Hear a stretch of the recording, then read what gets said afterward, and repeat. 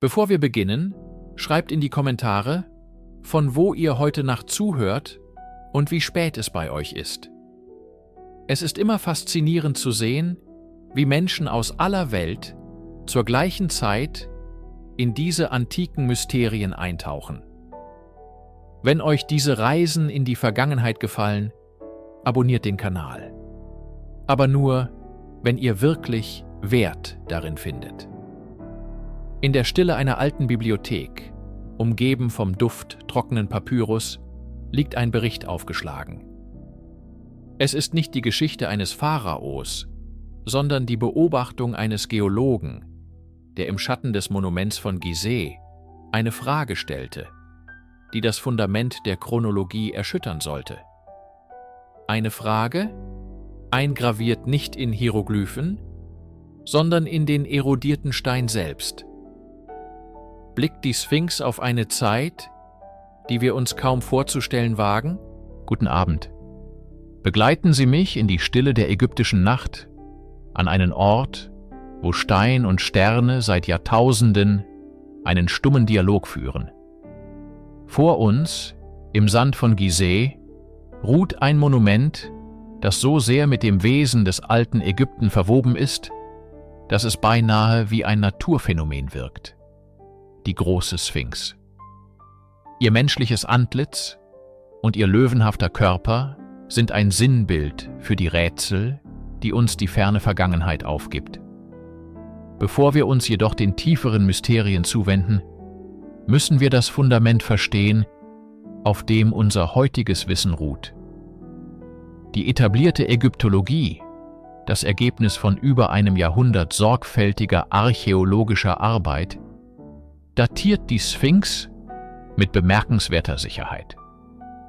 Man schreibt ihre Entstehung der 4. Dynastie zu, genauer gesagt der Herrschaft des Pharaos Chephren oder Khafre, wie er auch genannt wird. Dies platziert ihre Erschaffung in die Zeit um 2500 vor unserer Zeitrechnung. Die Beweisführung dafür ist nicht in Stein gemeißelt, ironischerweise, denn es gibt keine einzige Inschrift aus jener Zeit, die verkündet: Ich, Khafre, habe dieses Monument erbaut. Stattdessen stützt sich die Datierung auf einen starken Indizienbeweis, auf den Kontext. Die Sphinx sitzt wie ein Wächter inmitten des Totenkomplexes von Khafre. Sein Taltempel und sein Aufweg, der zu seiner Pyramide führt, bilden eine architektonische Einheit mit dem steinernen Löwenmenschen. Es scheint, als sei die Sphinx aus einem Kalksteinhügel herausgeschlagen worden, der beim Bau dieses Komplexes im Weg war, eine meisterhafte Verwandlung eines Hindernisses in ein unsterbliches Kunstwerk. Das stärkste Argument ist jedoch das Gesicht selbst. Vergleicht man die Züge der Sphinx mit gesicherten, beschrifteten Statuen des Pharaos Khafre, die in seinem Taltempel gefunden wurden, so ist die Ähnlichkeit für die meisten Gelehrten unverkennbar. Die Struktur des Gesichts, der königliche Kopfschmuck, der Nemes, all das verweist auf die Ikonographie eines Pharaos der 4. Dynastie. Dies ist die orthodoxe Sichtweise. Ein kolossales Porträt eines Gottkönigs, das zusammen mit den Pyramiden in einem gewaltigen Bauprojekt entstand, das die Macht und den göttlichen Anspruch seiner Erbauer für die Ewigkeit manifestieren sollte. Es ist eine in sich schlüssige und gut begründete Theorie, die das Fundament für unser Verständnis von Gizeh bildet. Doch selbst die solidesten Fundamente können Risse aufweisen, die bei genauerer Betrachtung zu tiefen Spalten werden.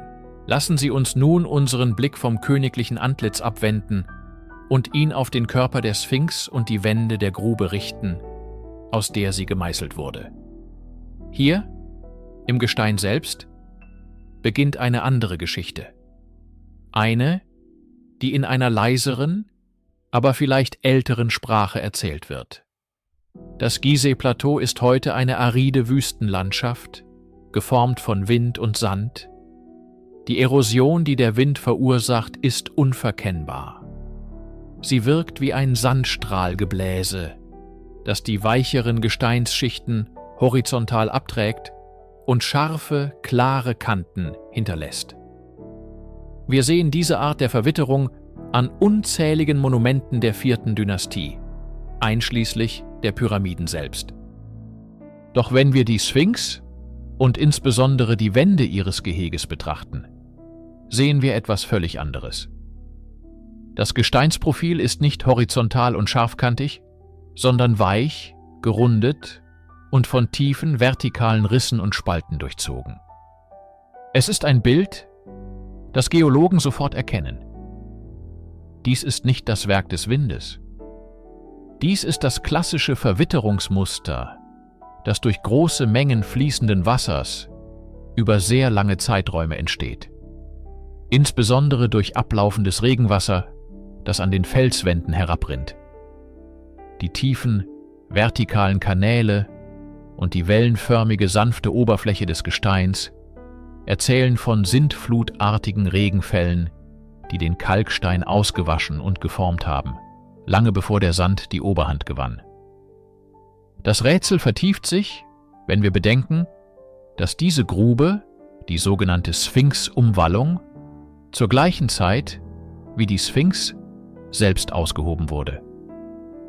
Die Erosionsspuren an den Wänden müssen also nach der Erschaffung des Monuments entstanden sein. Die orthodoxe Datierung auf 2500 vor Christus stellt uns hier vor ein klimatologisches Problem. Die Sahara ist seit dem Ende der 4. Dynastie eine der trockensten Regionen der Welt. Es gab einfach nicht genug Niederschlag, um solch ausgeprägte und tiefe Wasserspuren zu hinterlassen.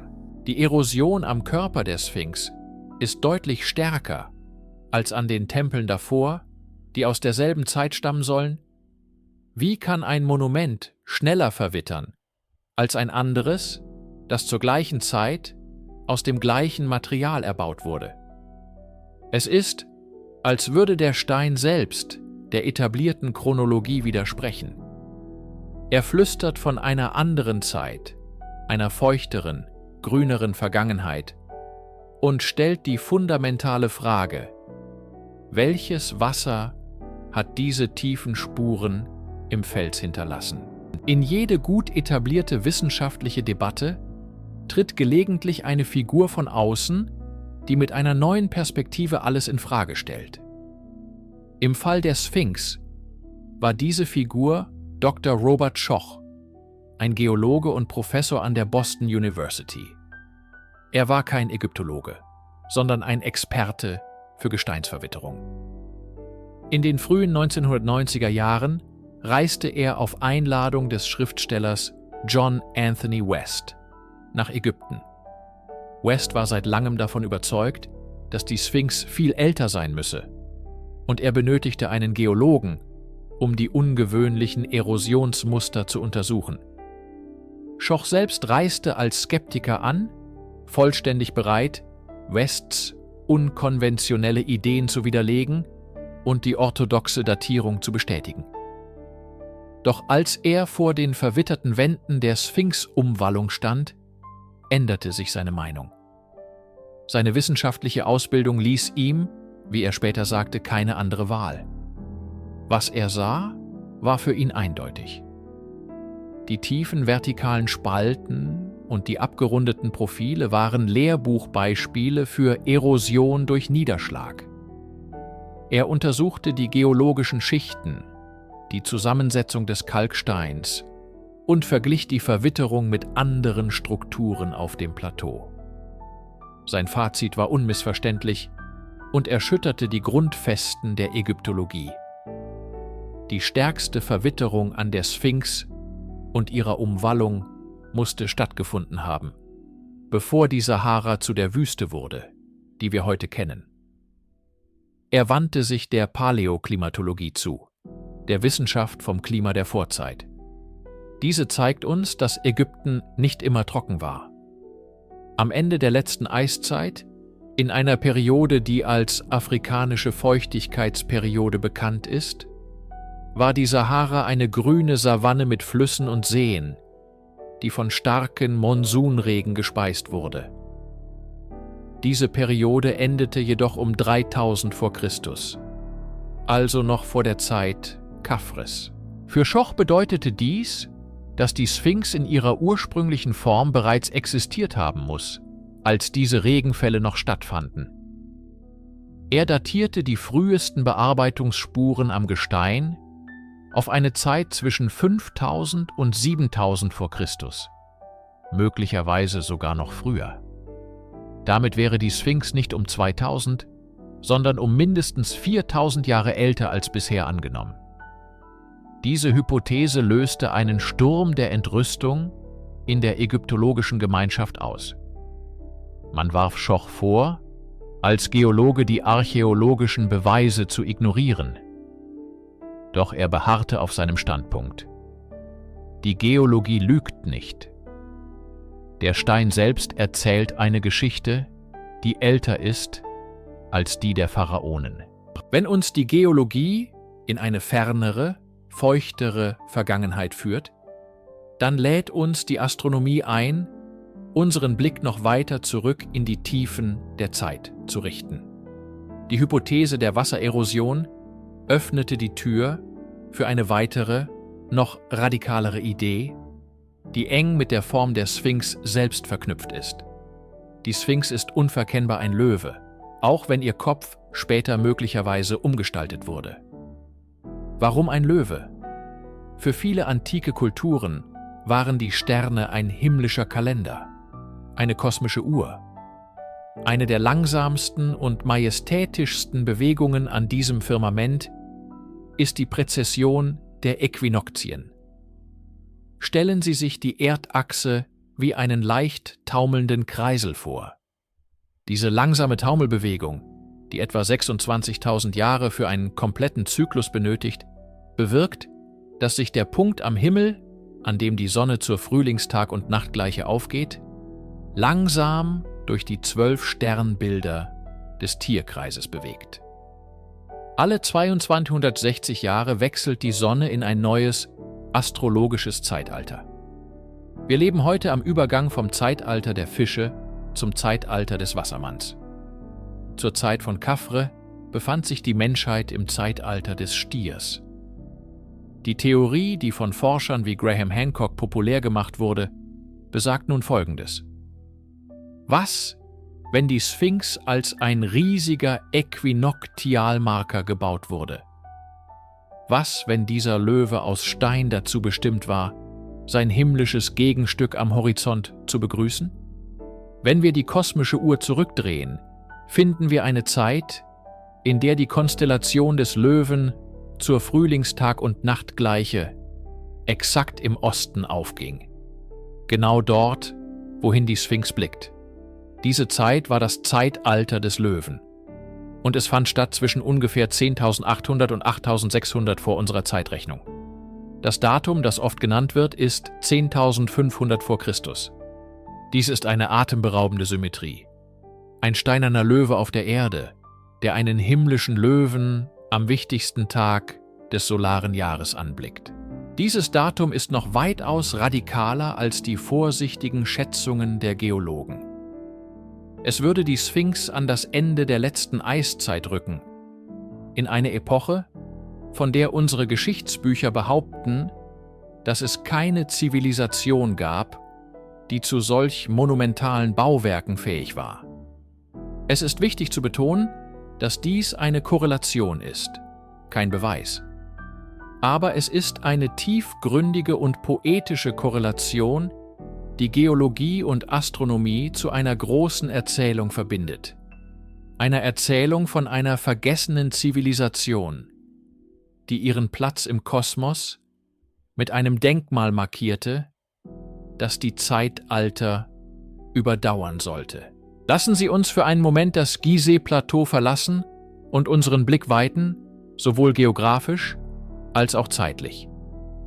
Unsere Reise führt uns in die heutige Türkei, an einen Ort, der unser Verständnis der menschlichen Vergangenheit revolutioniert hat: Göbekli Tepe. Hier, auf einem unscheinbaren Hügel, wurden vor wenigen Jahrzehnten monumentale Steinkreise freigelegt. Gewaltige T-förmige Pfeiler, verziert mit kunstvollen Reliefs von Tieren, ragen aus der Erde. Das wahrhaft Erschütternde ist ihr Alter. Radiokarbondatierungen platzieren ihre Errichtung auf etwa 9500 vor Christus. Das ist mehr als 6000 Jahre vor dem Bau der großen Pyramide, eine unvorstellbar lange Zeitspanne. Zu dieser Zeit, so lehrte uns die traditionelle Archäologie, lebten die Menschen als Jäger und Sammler in kleinen, nomadischen Gruppen. Der Bau komplexer, monumentaler Architektur galt als Merkmal sesshafter Agrargesellschaften, die erst Jahrtausende später entstanden. Göbekli Tepe stellt diese lineare Entwicklung radikal in Frage. Es beweist, dass sogenannte primitive Völker zu erstaunlichen organisatorischen, technischen und künstlerischen Leistungen fähig waren. Was hat dies nun mit unserer Sphinx zu tun? Es öffnet den Raum für die Möglichkeit, dass auch in Ägypten die Geschichte vor den uns bekannten Dynastien komplexer war, als wir annehmen. Wenn Jäger und Sammler in Anatolien vor 11.500 Jahren Megalithen errichten konnten, können wir dann kategorisch ausschließen, dass eine frühe Kultur am Nilufer lange vor Chephren in der Lage war, einen Felsen zu formen. Göbekli Tepe ist kein Beweis für eine ältere Sphinx, aber es ist ein mächtiges Argument gegen die Arroganz der Gewissheit. Es ist ein Echo aus der tiefen Vergangenheit, das uns zuflüstert, dass die Anfänge der Zivilisation möglicherweise nicht ein einzelner, klar definierter Sonnenaufgang waren, sondern eher eine lange, komplexe Dämmerung mit vielen, vielleicht vergessenen Lichtpunkten.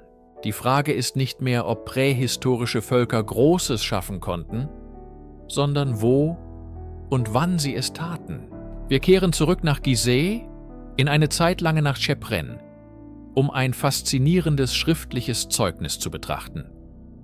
Zwischen den Pranken der Sphinx steht eine große Granitplatte, bekannt als die Traumstele. Sie wurde von Pharao Thutmosis IV. Um 1400 vor Christus errichtet, also etwa 1100 Jahre nach der vermeintlichen Erbauung durch Chephren. Der Text auf der Stele erzählt eine bemerkenswerte Geschichte. Der junge Prinz Thutmosis, noch nicht Pharao, jagte in der Wüste und legte sich für ein Nickerchen in den Schatten des Kopfes der Sphinx. Der Rest des Körpers war zu dieser Zeit bereits tief im Sand vergraben. Im Traum erschien ihm der Sonnengott Horemakhet Chepri-Re-Atum, der durch die Sphinx sprach. Der Gott beklagte seinen Zustand, vom Wüstensand bedeckt zu sein, und versprach Thutmosis den Thron Ägyptens, wenn dieser ihn vom Sand befreien würde. Thutmosis tat, wie ihm geheißen, ließ die Sphinx ausgraben und restaurieren und wurde tatsächlich Pharao. Diese Geschichte ist von unschätzbarem Wert. Für die konventionelle Ägyptologie ist sie ein klarer Beleg für die Verehrung der Sphinx im Neuen Reich und eine der frühesten bekannten Restaurierungsarbeiten an einem antiken Monument. Doch die Verfechter einer älteren Datierung lesen zwischen den Zeilen etwas anderes.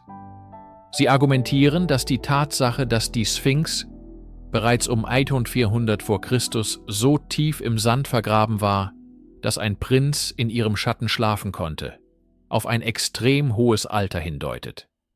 Ein Monument, das erst gut 1000 Jahre alt ist, so ihre Überlegung, wäre nicht in diesem Maße verfallen und verschüttet gewesen. Die Stele spricht von einer Befreiung aus dem Sand, einer Wiederherstellung. Sie erwähnt mit keiner Silbe den ursprünglichen Erbauer. Für die Sphinx war Thutmosis nicht der Schöpfer, sondern der Retter. Das Narrativ der Stele porträtiert die Sphinx als ein Wesen aus uralter, gottgleicher Zeit, das bereits in der Epoche des Neuen Reiches als unvordenklich alt galt. Die Frage bleibt: War dies nur eine respektvolle Umschreibung für ein 1000-jähriges Monument oder ein Hinweis darauf, dass selbst für die Pharaonen des Neuen Reiches der wahre Ursprung der Sphinx bereits im Nebel der Zeit verloren war? Eines der verwirrendsten Rätsel um die große Sphinx ist nicht in Stein gemeißelt, sondern zeichnet sich durch seine Abwesenheit aus. Es ist das ohrenbetäubende Schweigen der altägyptischen Texte. Die Pharaonen des Alten Reiches, insbesondere die der 4. Dynastie wie Cheops, Chephren und Mykerinos, waren Meister der Selbstdarstellung. Ihre Pyramiden sind Monumente ihres Egos und ihrer Macht. Sie hinterließen Inschriften, die ihre Taten, ihre Titel und ihre göttliche Abstammung priesen. Wir haben Arbeiterdörfer gefunden, die uns detaillierte Einblicke in die Logistik des Pyramidenbaus geben. Wir haben Papyrusrollen wie das Tagebuch des Mera, das den Transport von Kalksteinblöcken für die Cheops-Pyramide beschreibt. Doch über den Bau der größten Skulptur der antiken Welt finden wir nichts. Kein einziger zeitgenössischer Text, keine einzige Hieroglyphe auf einem Tempelblock, keine einzige Inschrift auf einer Stele aus dem Alten Reich erwähnt den Bau der Sphinx.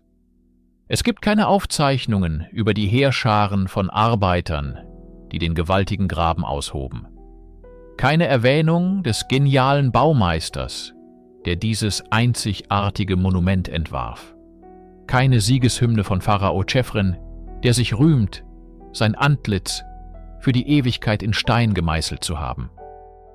Dieses Schweigen ist zutiefst untypisch für die altägyptische Kultur. Pharaonen ließen keine Gelegenheit aus, ihre Leistungen zu dokumentieren.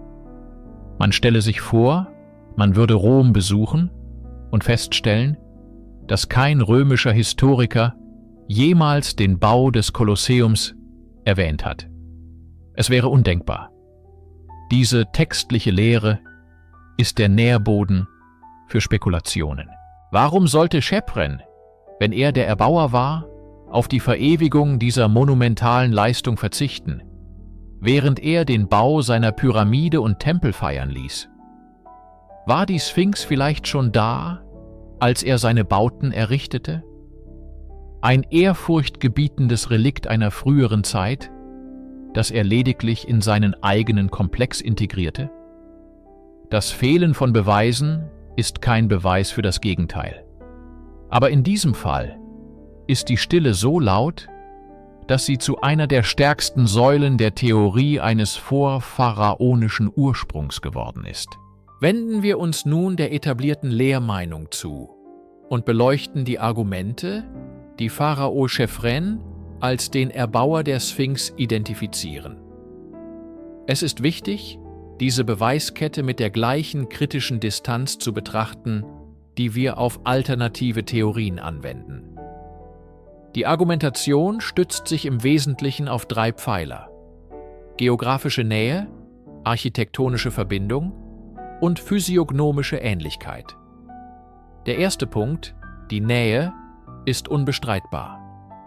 Die Sphinx befindet sich direkt neben dem Taltempel und dem Aufweg, die zum Pyramidenkomplex von Chephren gehören. In der Archäologie ist Kontext alles. Und diese räumliche Anordnung legt eine zeitgleiche Planung und Errichtung nahe. Der zweite Pfeiler ist die architektonische Verbindung. Der Taltempel Cheprens und der unmittelbar vor der Sphinx liegende Sphinxtempel sind aus denselben riesigen Kalksteinblöcken erbaut, die direkt aus dem Graben um die Sphinx herumgebrochen wurden. Dies scheint ein starkes Indiz dafür zu sein, dass der Aushub des Sphinxgrabens und der Bau der Tempel gleichzeitig stattfanden. Doch auch hier gibt es kritische Fragen. Könnte Chephren einen bereits existierenden, verwitterten Felskopf gefunden und ihn zu seinem Abbild umgestaltet haben? während er den Körper freilegte und mit den dabei gewonnenen Blöcken seine Tempel baute? Der dritte und vielleicht umstrittenste Pfeiler ist die angebliche Ähnlichkeit des Sphinxgesichts mit den bekannten Statuen von Chephren. Jahrzehntelang galt dies als ausgemachte Sache. Doch moderne Analysen haben diese Annahme erschüttert. Dr. Frank Domingo, ein forensischer Experte des New York Police Department, führte detaillierte Vergleiche durch und kam zu dem Schluss, dass die Gesichtsstrukturen, insbesondere aus der Profilansicht, signifikant voneinander abweichen. Andere Forscher weisen darauf hin, dass die Sphinx keinen Bart trug, der für Pharaonen typisch war. Die Beweiskette für Chephren ist also nicht so lückenlos, wie oft dargestellt. Sie basiert auf Indizien und Schlussfolgerungen, die bei genauerer Betrachtung Raum für Zweifel lassen. Die Verbindung ist stark, aber sie ist nicht zwingend. Lassen Sie uns für einen Moment von den großen Theorien über Wasser und Sterne zurücktreten und unsere Füße fest auf den Felsboden des Gizeh-Plateaus stellen. Denn hier, im Stein selbst, ist eine Geschichte eingeschrieben, die oft übersehen wird. Die große Sphinx wurde nicht gebaut, wie man Ziegel auf Ziegel setzt. Sie wurde enthüllt. Sie ist ein monolithisches Kunstwerk, das aus dem anstehenden Kalksteinfelsen herausgeschnitten wurde. Der Prozess ihrer Erschaffung hinterließ eine unübersehbare Narbe in der Landschaft, den sogenannten Sphinx-Steinbruch. Stellen Sie sich die Szene vor.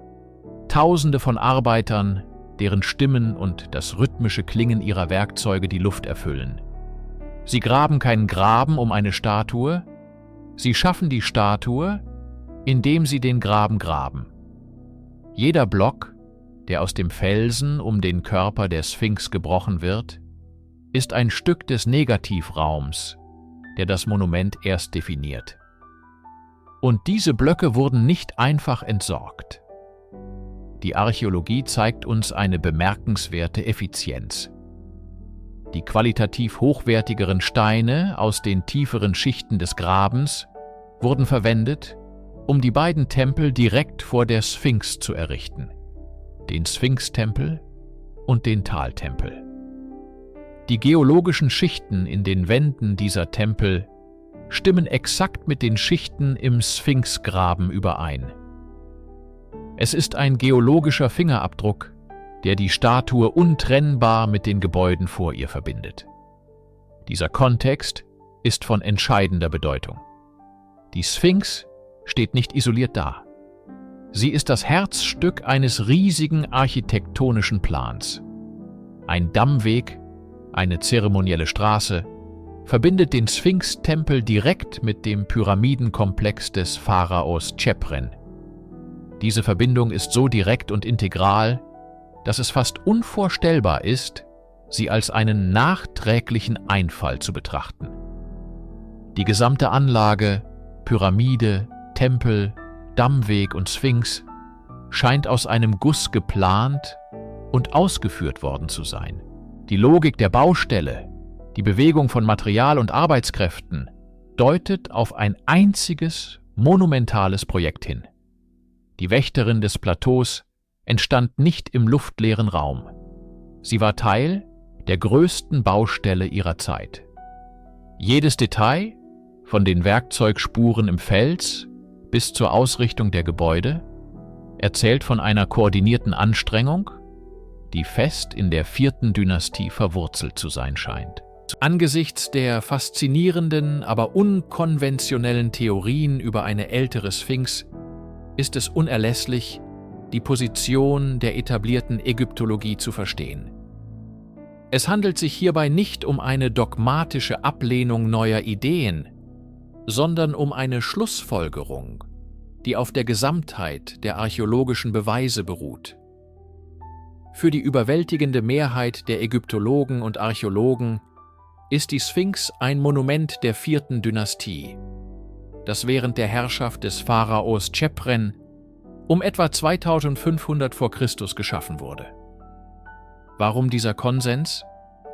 Zunächst, wie wir besprochen haben, der unmittelbare architektonische Kontext.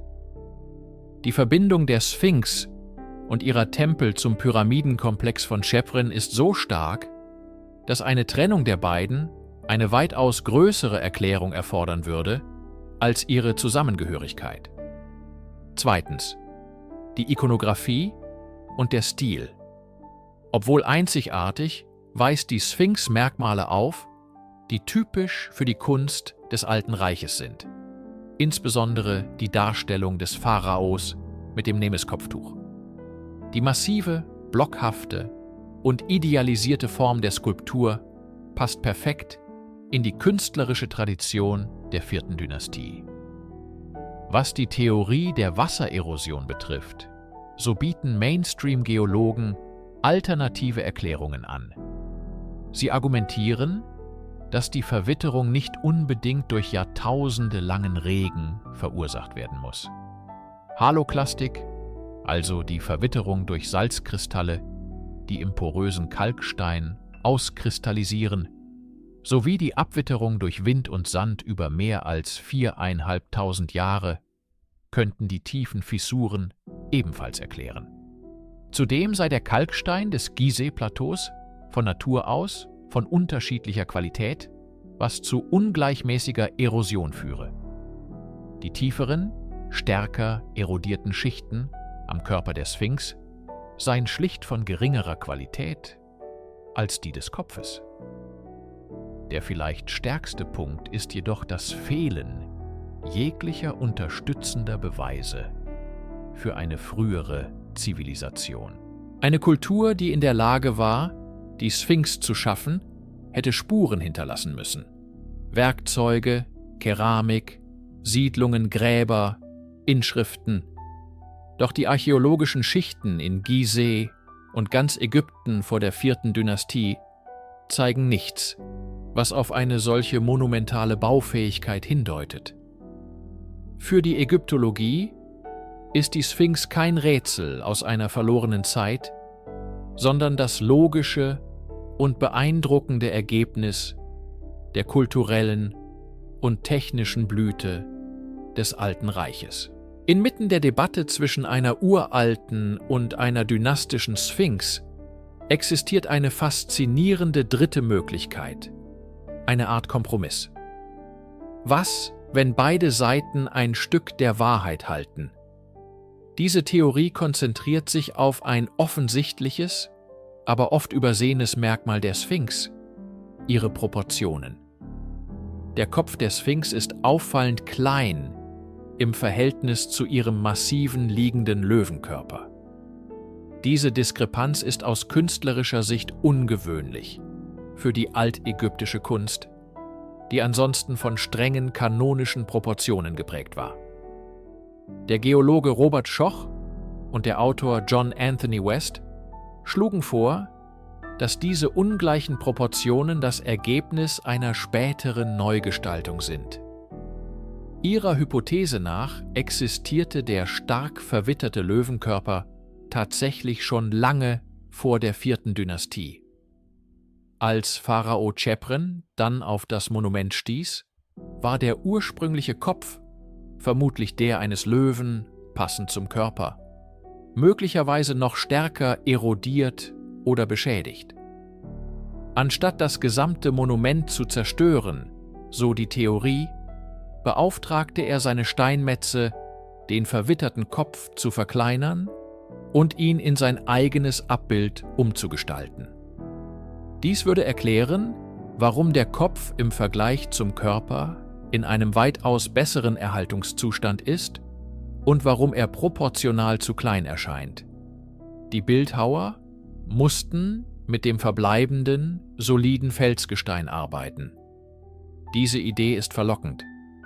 Sie erklärt die anomale Erosion des Körpers, indem sie ihm ein höheres Alter zugesteht, und sie erklärt gleichzeitig die Verbindung zu Chephren und der 4. Dynastie durch die Umgestaltung des Kopfes. Kritiker dieser Theorie weisen jedoch darauf hin, dass es keine direkten Beweise für eine solche Umgestaltung gibt. Keine Inschriften, die davon berichten, keine Werkzeugspuren, die eindeutig einer späteren Epoche zuzuordnen sind. Zudem argumentieren sie, dass die Ägypter möglicherweise bewusst den Kopf kleiner gestalteten, um die massive Kraft des Löwenkörpers zu betonen, oder aus einer Perspektive, die von unten nach oben blickt, natürlicher zu wirken. Dennoch bleibt das Rätsel der Proportionen bestehen.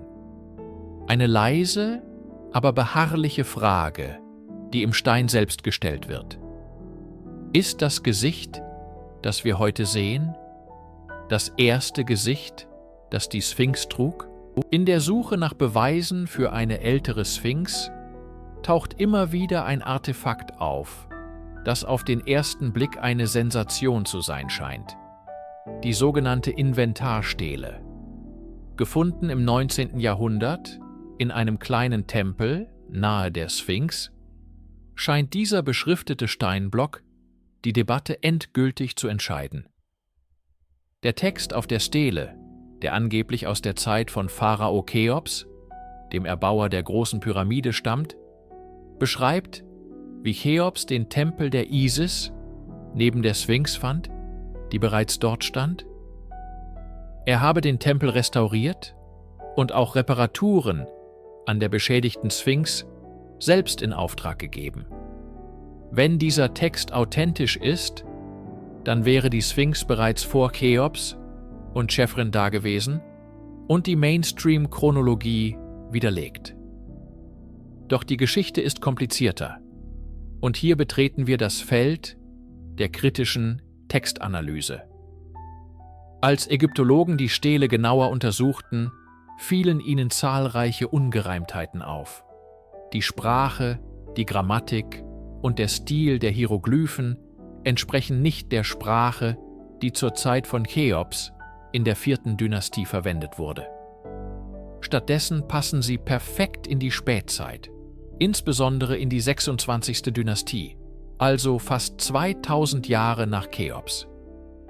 In dieser Zeit gab es in Ägypten eine Art Renaissance, ein bewusstes Zurückgreifen auf die glorreiche Vergangenheit des Alten Reiches. Priester und Schreiber schufen archaisierende Texte und Kunstwerke, um ihren Tempeln und Kulten eine ehrwürdige, uralte Legitimität zu verleihen. Die Erwähnung der Göttin Isis als Herrin der Pyramide ist ein weiterer starker Hinweis. Der Kult der Isis, in dieser spezifischen Form, ist erst für das neue Reich belegt, lange nach der Zeit von Cheops. Die Inventarstele wird daher von der überwältigenden Mehrheit der Ägyptologen nicht als zeitgenössisches Dokument der 4. Dynastie angesehen, sondern als eine fromme Fälschung oder eine Gründungslegende aus der Spätzeit. Sie sagt uns viel über die religiösen Vorstellungen der Ägypter im 7. Jahrhundert vor Christus und ihren Blick auf die eigene Geschichte, aber sie ist leider kein verlässlicher Zeuge für die Baugeschichte Gizehs 2000 Jahre zuvor. Sie ist ein Echo der Vergangenheit, aber nicht die Stimme der Erbauer selbst.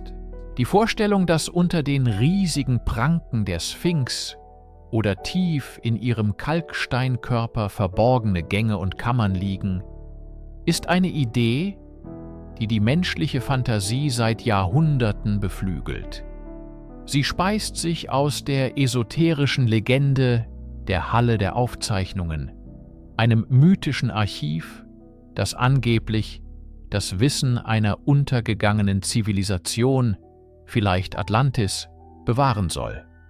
Diese Erzählungen, populär gemacht durch Persönlichkeiten wie den schlafenden Propheten Edgar Cayce, fanden in der zweiten Hälfte des 20. Jahrhunderts breiten Anklang und stellten die konventionelle Archäologie vor eine heikle Herausforderung. Sollte man solchen Mythen nachgehen? Die Antwort der ägyptischen Altertümerverwaltung, insbesondere unter der Leitung des prominenten und oft polarisierenden Archäologen Dr. Zahi Hawass war ein vorsichtiges, aber entschiedenes Ja. Nicht, um eine Legende zu bestätigen, sondern um sie durch wissenschaftliche Untersuchung endgültig zu entkräften oder, wider Erwarten, zu verifizieren. In den 1990er Jahren wurden mehrere Projekte initiiert, um den Untergrund des Gizeh-Plateaus systematisch zu untersuchen. Teams setzten seismische Geräte und Bodenradar ein, um Anomalien im Felsgestein zu entdecken. Es wurden tatsächlich Hohlräume und Unregelmäßigkeiten geortet, was die Aufregung weiter anheizte. Doch die meisten dieser Anomalien erwiesen sich bei näherer Untersuchung als natürliche Fissuren, geologische Verwerfungen im Kalkstein, aus dem die Sphinx gemeißelt wurde. Hawass' Team ging noch einen Schritt weiter. Sie führten Bohrungen an strategischen Punkten rund um das Monument durch. Die Bohrkerne zeigten nichts als soliden Fels. Kleine, ferngesteuerte Roboter, wie der berühmte Upu-Out 2, wurden in die schmalen Schächte der großen Pyramide geschickt, aber auch die Suche nach direkten Verbindungen zur Sphinx blieb ergebnislos. Die offizielle Schlussfolgerung war eindeutig: Es gibt keine großen, unbekannten Kammern unter der Sphinx. Die Halle der Aufzeichnungen bleibt, aus Sicht der etablierten Ägyptologie, ein Mythos. Dennoch verstummten die Gerüchte nie ganz. Kritiker warfen den Behörden vor, nicht gründlich genug gesucht oder gar Funde verschwiegen zu haben. Unabhängig von der Wahrheit hinter den Legenden zeigt diese Episode der Suche, wie tief die Sphinx in unserem kollektiven Bewusstsein als Hüterin uralter Geheimnisse verankert ist. Ein Wächter, dessen Schweigen wir unablässig zu deuten versuchen. Um die Sphinx wirklich zu verstehen, dürfen wir sie nicht als isoliertes Monument betrachten. Wir müssen einen Schritt zurücktreten und sie als integralen Bestandteil einer riesigen, sorgfältig geplanten, sakralen Landschaft wahrnehmen. Das Gizeh-Plateau ist kein Zufallsprodukt, sondern der Ausdruck einer tiefen kosmologischen Überzeugung, in der Architektur, Geographie und Astronomie zu einer einzigen, monumentalen Aussage verschmelzen. Der wichtigste Akteur in diesem kosmischen Theater ist die Sonne, die Gottheit Ra. An den Tagen der Tag- und Nachtgleiche im Frühling und Herbst geht die Sonne exakt im Osten auf. Ein Beobachter, der an diesem Tag direkt vor der Sphinx steht, sieht die Sonne genau über der Schulter des Monuments aufgehen, als würde der Wächter den Himmelskörper auf seiner täglichen Reise begrüßen und beschützen. Die gesamte Anlage ist auf diese Ost-West-Achse ausgerichtet.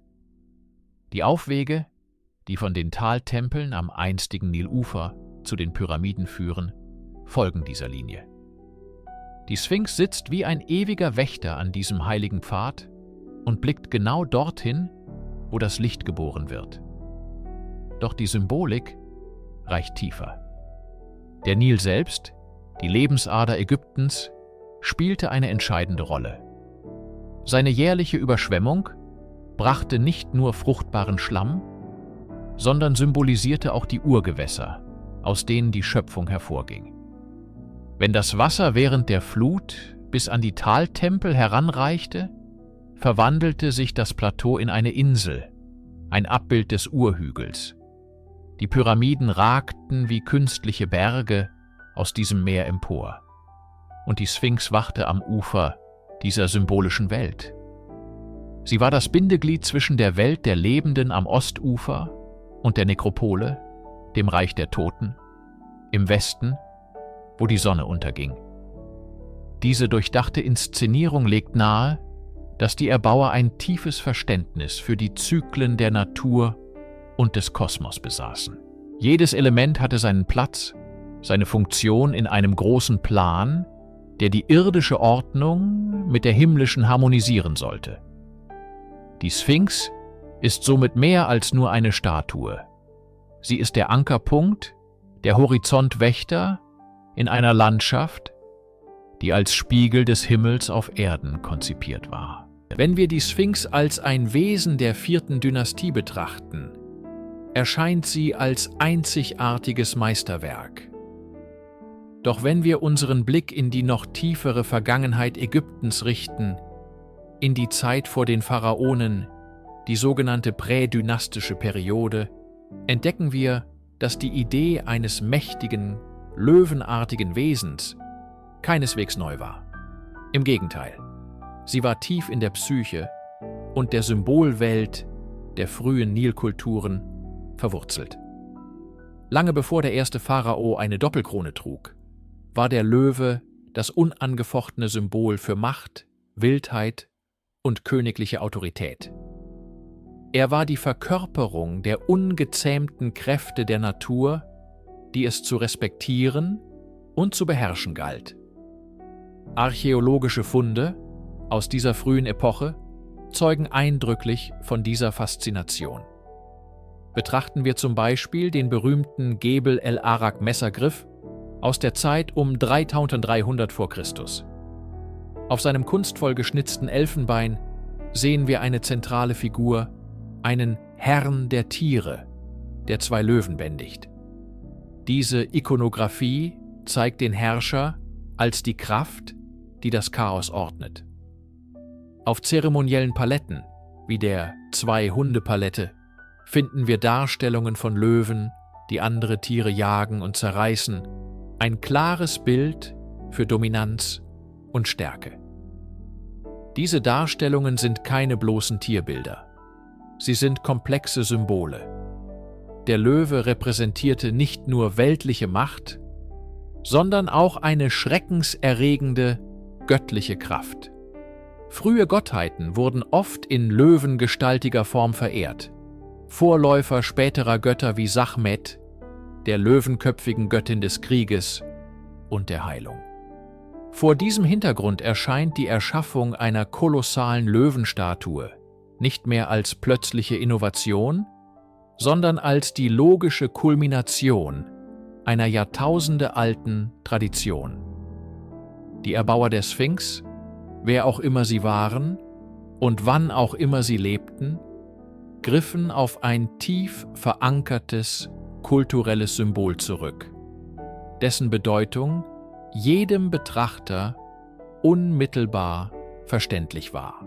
Sie schufen nicht einfach nur eine Statue, sondern manifestierten das ultimative Symbol der Macht und des Schutzes in einer bis dahin unvorstellbaren Größenordnung.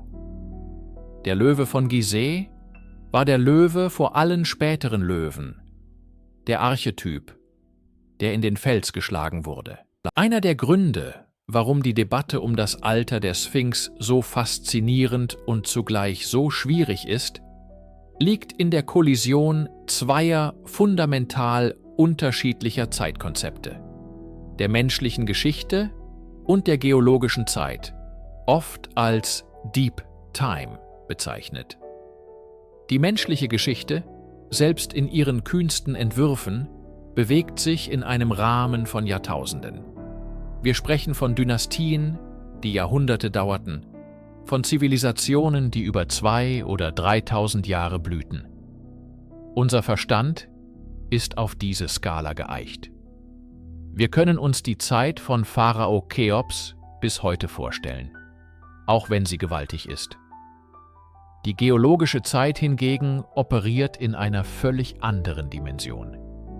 Sie zählt in Hunderttausenden, in Millionen, ja sogar in Milliarden von Jahren. Es ist die Zeit, in der Kontinente driften, Gebirge entstehen und erodieren und Klimazonen sich radikal verändern. Ein einzelnes Menschenleben ist darin nicht einmal ein Wimpernschlag. Die Hypothese der Wassererosion an der Sphinx verlangt von uns, diese beiden Zeitlinien zu überdenken. Sie postuliert, dass ein geologischer Prozess, langanhaltender, starker Regenfall, ein von Menschen geschaffenes Monument geformt hat. Das bedeutet, Wir müssen die kurze, ereignisreiche Chronik der menschlichen Zivilisation mit dem langsamen, unerbittlichen Malen der Erdgeschichte in Verbindung bringen. Das ist eine immense intellektuelle Herausforderung. Unser Gehirn sträubt sich instinktiv gegen die Vorstellung, dass eine so bekannte und scheinbar fest datierte Struktur wie die Sphinx ihre Wurzeln in einer geologischen Epoche haben könnte, die so weit zurückliegt, dass sie die gesamte uns bekannte ägyptische Geschichte wie einen kurzen Prolog erscheinen lässt. Es fordert uns auf, die Möglichkeit in Betracht zu ziehen, dass Geschichte selbst viel tiefer reicht, als unsere Lehrbücher es vermuten lassen. Diese Konfrontation mit Deep Time ist vielleicht das tiefste Mysterium der Sphinx. Es geht nicht mehr nur um die Datierung eines Monuments, sondern um unser grundlegendes Verständnis der menschlichen Vergangenheit auf diesem Planeten. Wie alt ist unsere Geschichte wirklich? Und welche Spuren könnten frühere Kapitel in der Sprache der Felsen und der Erosion hinterlassen haben? Eine Sprache, die wir gerade erst zu lernen beginnen? In unserer modernen Suche nach Sinn und Ursprung neigen wir oft dazu, die Lücken in unserem Wissen mit den fantastischsten Erzählungen zu füllen. Wenn wir mit einem Monument wie der Sphinx konfrontiert werden, dessen Ursprünge und Zweck im Nebel der Zeit verborgen liegen, ist die Versuchung groß, nach Erklärungen jenseits des Gewöhnlichen zu greifen. Die Idee von außerirdischen Baumeistern oder verlorenen Superzivilisationen mit unbekannter Technologie ist verführerisch. Sie bietet eine einfache Antwort auf eine komplexe Frage. Doch ich möchte vorschlagen, dass wir durch solche Erklärungen das eigentliche Wunder der Sphinx schmälern, anstatt es zu vergrößern. Die wahre Magie liegt nicht in der Annahme übermenschlicher oder außerirdischer Kräfte, sondern in der Anerkennung der immensen menschlichen Leistung, die sie darstellt, wann auch immer sie erbaut wurde. Stellen wir uns für einen Moment vor, die Sphinx wäre tatsächlich das Werk einer frühen, prädynastischen Kultur. Einer Gesellschaft, die wir bisher nur in Fragmenten kennen, deren ingenieurtechnische und künstlerische Fähigkeiten wir maßlos unterschätzt haben.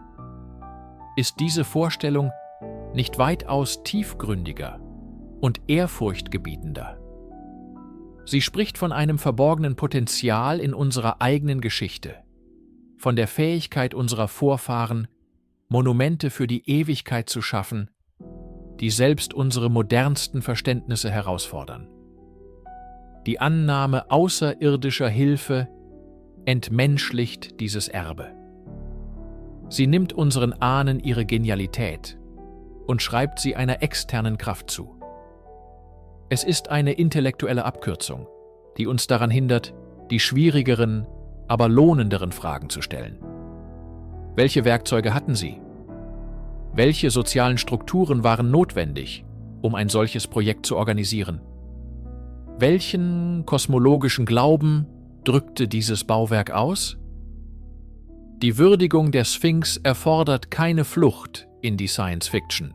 Sie erfordert lediglich, dass wir unseren Geist für die Möglichkeit öffnen, dass die menschliche Geschichte komplexer, älter und weitaus beeindruckender ist, als es die etablierten Lehrbücher bisher darlegen. Das Mysterium ist nicht, wer es gebaut hat, sondern wie und warum diese Menschen es taten. Darin liegt die wahre, unvergängliche Faszination. Lassen Sie uns das Gedankenexperiment wagen. Nehmen wir an, die geologischen Beweise für die Wassererosion sind unwiderlegbar und datieren die Sphinx tatsächlich in eine Zeit vor 10.000 oder 12.000 Jahren. Was würde das für unser Verständnis der menschlichen Zivilisation bedeuten? Es würde nicht weniger als ein historisches Erdbeben auslösen. Das etablierte Narrativ besagt, dass die Zivilisation mit Ackerbau und Sesshaftigkeit in Mesopotamien und kurz darauf in Ägypten begann, etwa um 4000 bis 3000 vor Christus. Monumentale Steinarchitektur, komplexe Organisation und fortgeschrittene Astronomie werden als Produkte dieser entwickelten Gesellschaften angesehen. Eine Sphinx, die Jahrtausende vor den ersten Pharaonen existierte, würde dieses Modell vollständig auf den Kopf stellen. Sie wäre der steinerne Beweis für eine hochentwickelte Kultur in der späten Eiszeit, eine Kultur, die wir bisher nicht kannten. Dies ist nicht die Welt von Atlantis mit fliegenden Maschinen, sondern die reale Möglichkeit einer vergessenen Epoche menschlicher Errungenschaften. Eine solche Entdeckung würde uns zwingen, die lineare Vorstellung von Fortschritt zu überdenken. Vielleicht verlief die Geschichte nicht in einer geraden Linie von primitiven Jägern und Sammlern zu den ersten Bauern und dann zu den Städtebauern. Vielleicht gab es Zyklen von Aufstieg und Fall, von denen wir nichts wissen. Vielleicht existierten bereits vor der letzten großen Klimaerwärmung Gesellschaften, die in der Lage waren, nicht nur zu überleben, sondern auch eine tiefgründige, symbolische und monumentale Kultur zu schaffen. Die Sphinx wäre dann kein Beginn, sondern ein Überbleibsel. Ein Erbstück einer untergegangenen Welt, das von späteren Kulturen, den dynastischen Ägyptern, gefunden, wiederentdeckt und in ihre eigene Kosmologie integriert wurde. Dies würde auch erklären, warum die Sphinx stilistisch so einzigartig ist und sich von der späteren ägyptischen Kunst unterscheidet. Sie wäre ein Anachronismus, ein Echo aus einer fernen Vergangenheit. Die Implikationen sind tiefgreifend. Es würde bedeuten, dass wir ein ganzes Kapitel der menschlichen Geschichte neu schreiben müssten. Ein Kapitel, das nicht von kleinen nomadischen Gruppen handelt, sondern von Menschen, die den Himmel beobachteten, in Generationen dachten und die Kraft besaßen, den Fels selbst zu formen, um ihre Präsenz im Universum zu verewigen. Die Debatte um das Alter der Sphinx ist mehr als nur ein Streit um Daten. Sie ist ein faszinierendes Beispiel dafür, wie Wissenschaft funktioniert und wie sich etablierte Denkmodelle, sogenannte Paradigmen, verändern können oder eben auch nicht. In der Wissenschaftsgeschichte ist es ein wiederkehrendes Muster. Eine vorherrschende Theorie erklärt die meisten bekannten Fakten zufriedenstellend und bildet das Fundament für Generationen von Forschern. Doch dann tauchen Anomalien auf, Daten, die nicht ins Bild passen. Im Fall der Sphinx ist die geologische Analyse der Erosion eine solche Anomalie für das etablierte ägyptologische Paradigma. Zunächst werden solche abweichenden Daten oft ignoriert, als Messfehler abgetan oder durch Hilfshypothesen in das bestehende Modell gezwängt. Die etablierte Gemeinschaft verteidigt verständlicherweise das Gerüst, auf dem ihre gesamte Arbeit beruht. Dies ist kein Zeichen von Ignoranz, sondern ein notwendiger Mechanismus wissenschaftlicher Stabilität. Ein Paradigma wird nicht bei der ersten widersprüchlichen Beobachtung über Bord geworfen. Es bedarf einer überwältigenden Menge an Beweisen und oft auch einer alternativen Theorie, die die neuen Daten besser erklären kann. Der Geologe Robert Schoch und der Autor John Anthony West waren Außenseiter, die die etablierte Ordnung herausforderten. Ihre Argumente wurden von vielen Ägyptologen scharf zurückgewiesen, nicht nur weil sie der gängigen Lehrmeinung widersprachen, sondern auch, weil sie von Fachfremden kamen. Doch ihre Fragen haben sich als hartnäckig erwiesen. Sie haben eine Diskussion angestoßen, die nicht mehr verschwindet. Was wir hier beobachten, ist möglicherweise der langsame, mühsame Prozess einer wissenschaftlichen Revolution im Kleinen. Die Gewissheit erodiert langsam, so wie der Regen den Kalkstein erodiert hat. Neue Entdeckungen, wie die von Göbekli Tepe in der Türkei, ein monumentaler Tempelkomplex, der 12.000 Jahre alt ist, zeigen, dass Jäger und Sammler tatsächlich zu erstaunlichen architektonischen Leistungen fähig waren. Diese Funde geben der Hypothese einer älteren Sphinx indirekt mehr Gewicht. Sie machen das Undenkbare denkbar. Ob das Paradigma am Ende wechseln wird, bleibt abzuwarten. Doch der Prozess selbst ist aufschlussreich. Er zeigt, dass Wissenschaft kein starres Dogma ist, sondern ein lebendiger, oft konfliktreicher Dialog zwischen Theorie und Beweis, zwischen etablierter Ordnung und kühner Herausforderung. Und so stehen wir am Ende unserer Reise wieder dort, wo wir begonnen haben. Vor dem stillen, rätselhaften Antlitz der großen Sphinx von Gizeh. Wir haben die konventionellen Theorien betrachtet, die sie als Wächter für den Pharao Chephren sehen. Wir haben die geologischen Argumente für ein weitaus höheres Alter erkundet, die sie in eine nebelhafte Vergangenheit vor der uns bekannten Geschichte rücken. Wir haben die Sterne befragt und die Ausrichtung des Monuments in den prähistorischen Himmeln gesucht. Wir haben die Argumente und Gegenargumente abgewogen, die soliden Beweise von den spekulativen Theorien getrennt. Und was bleibt? Es bleibt die tiefgreifende Erkenntnis, dass die Sphinx ihre wichtigsten Geheimnisse noch immer für sich behält. Sie ist das vielleicht größte Fragezeichen der Welt, in Stein gemeißelt.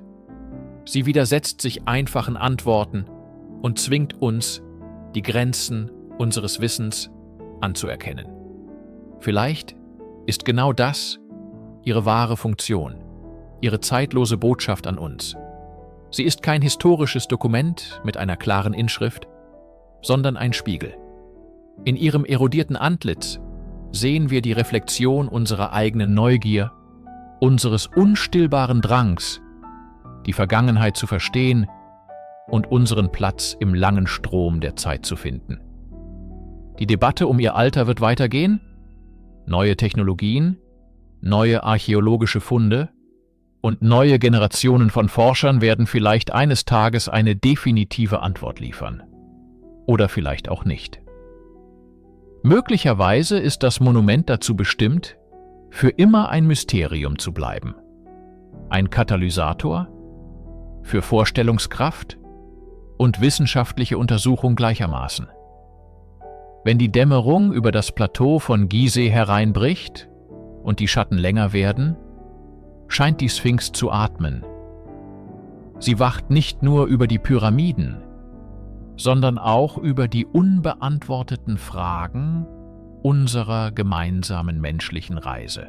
Sie erinnert uns daran, dass die Vergangenheit nicht tot und verstaubt ist, sondern lebendig, komplex und voller Überraschungen. Sie ist ein Versprechen, dass es immer noch große Rätsel zu lösen gibt, direkt vor unseren Augen, verborgen im Sand der Zeit.